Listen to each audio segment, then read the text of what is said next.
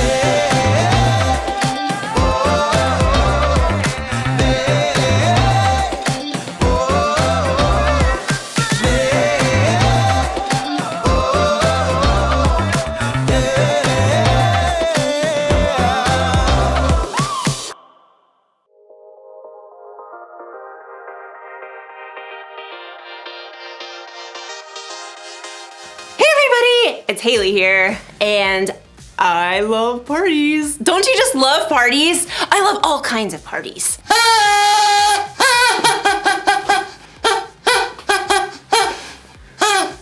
Birthday parties! Happy birthday to me, happy birthday to me, happy birthday, dear Haley! Happy Happy birthday to me! And who doesn't love a good block party? Beanbag toss!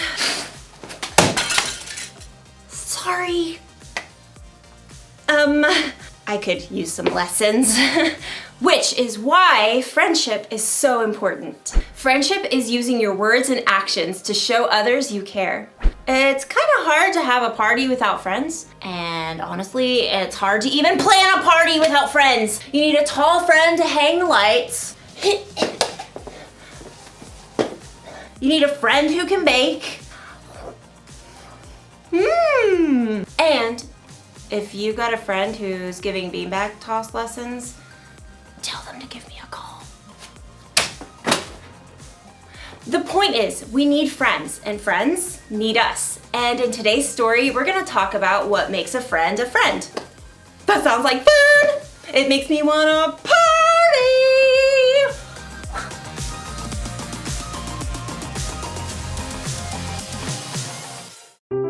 The Bible.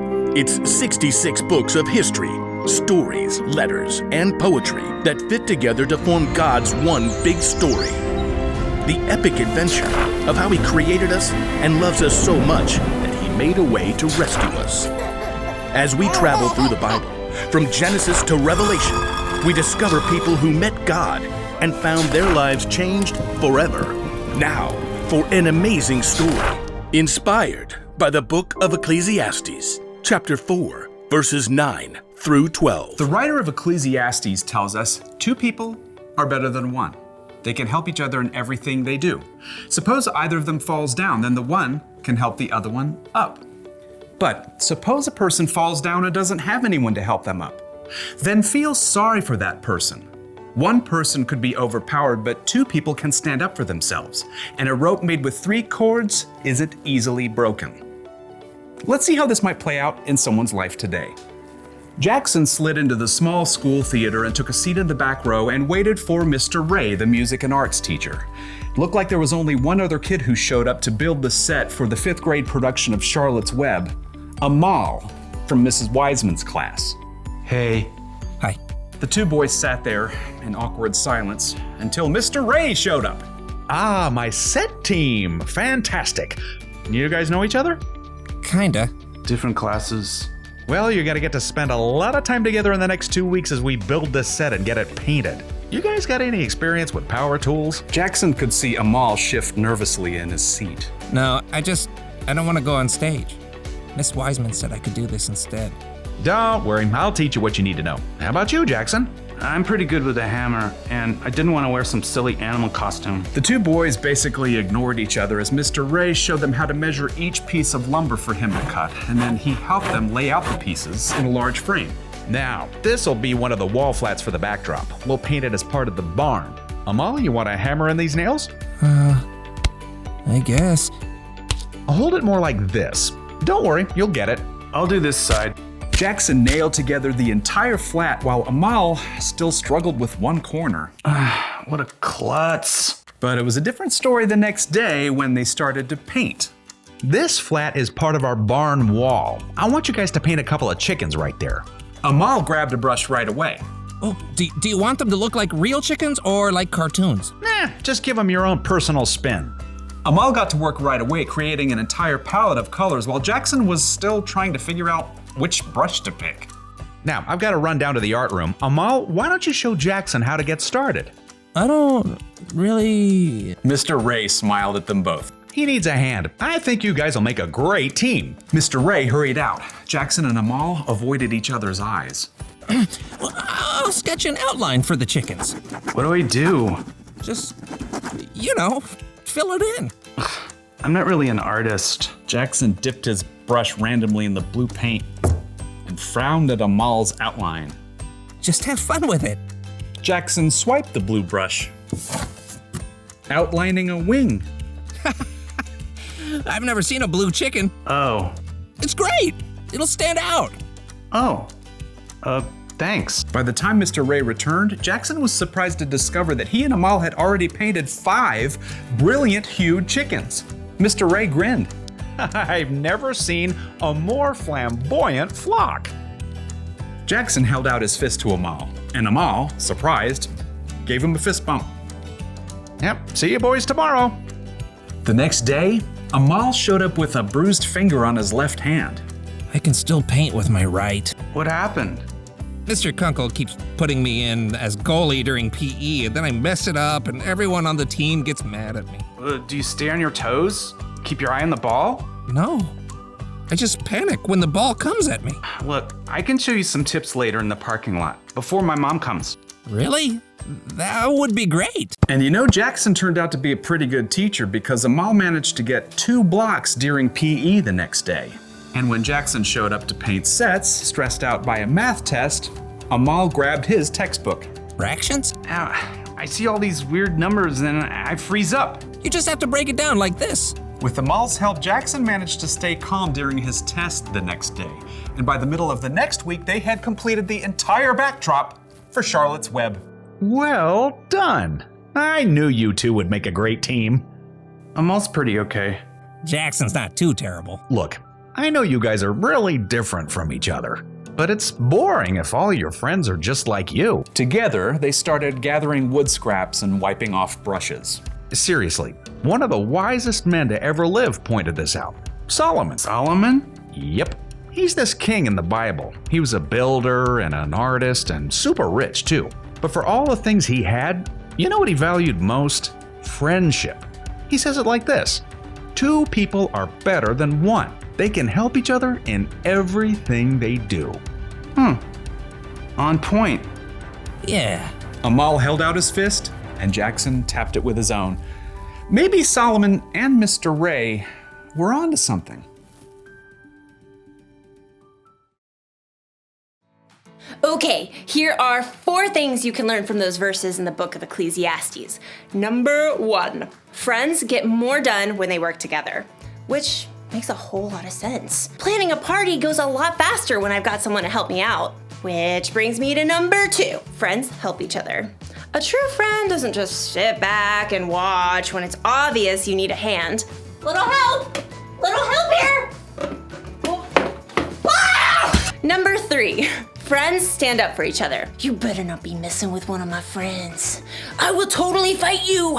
Unless, you're bigger than me, then I will not fight you. In which case, I will totally reprimand you with some carefully planned stern words. Just don't mess with my friends, okay? And number 4, friends help you trust God. You may have a lot of different friends in your life, but a true friend, one that lasts, is the kind that helps you make wise choices. The kind of friend you can talk to about what you believe honestly, and who can help your faith in Jesus grow. So, here's the one thing to remember today.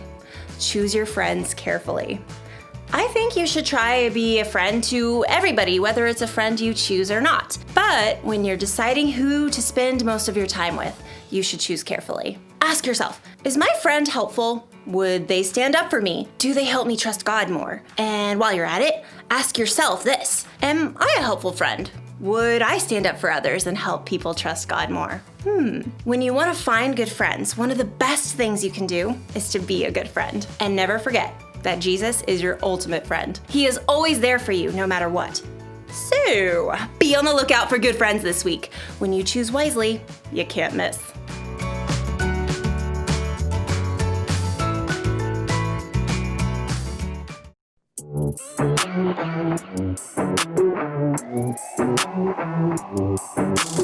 Jesus, you have been so faithful. Jesus, you have been so true. I will be forever thankful, 'cause I never had a friend like you. Help me to be who you've been to me, to everyone I see. Let us love one another with a love like no other yet. That's the way you love us, God. Never turn away, you are with us every day, yeah. That's the way you love us, God. Your love has always been beginning to end. There's never been a better friend. So let us love one another with our love like no other, yeah. That's the way you love us, God.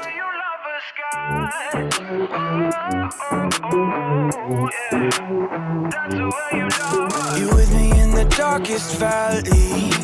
You with me on the mountaintop.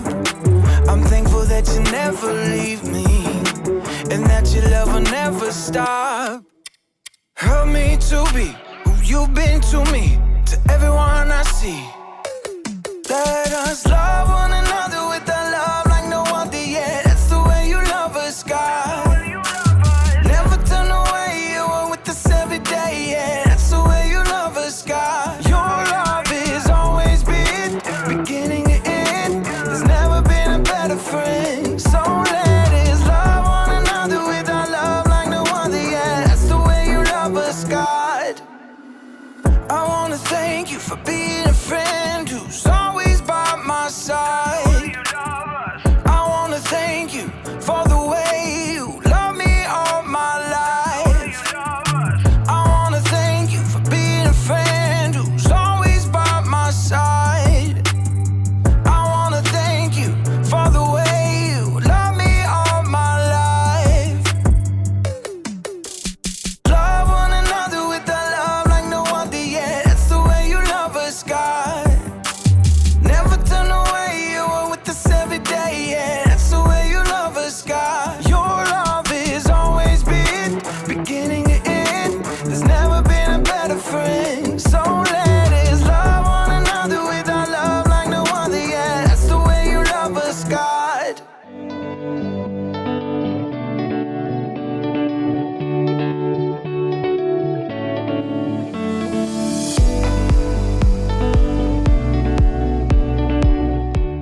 Have you thought about what makes a good friend? Our bottom line this week is that God encourages us to choose our friends carefully. Have you thought about that? I know that it's hard sometimes, and we want our friends to encourage us and point us to Jesus, and we want to be able to do the same with them. Don't forget our memory verse for this month. It's found in Proverbs 17:17, where it says, "A friend loves at all times. They are there to help when trouble comes." This is a great verse for you to work on for the entire month of September. And don't forget your activity page that you can find on our app or on Elevate Kids on our website. Also, we have our September bags. So make sure, if you haven't picked one up yet, to swing by, pick one up. It's got all kinds of goodies in it for you and your family. See you next time.